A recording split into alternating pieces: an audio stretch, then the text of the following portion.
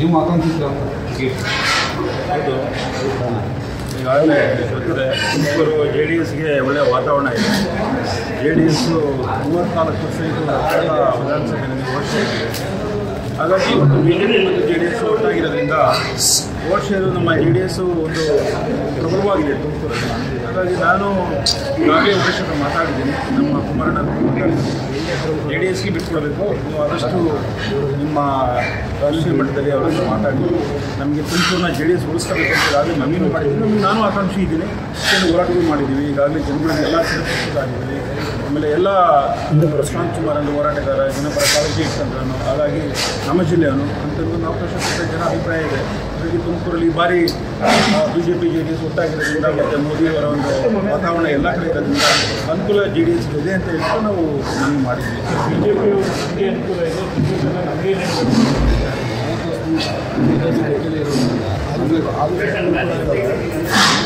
ಹಾಲಿ ಸಂಸದರು ರಿಟೈರ್ಡ್ ಆಗ್ತಾ ಇದ್ದಾರೆ.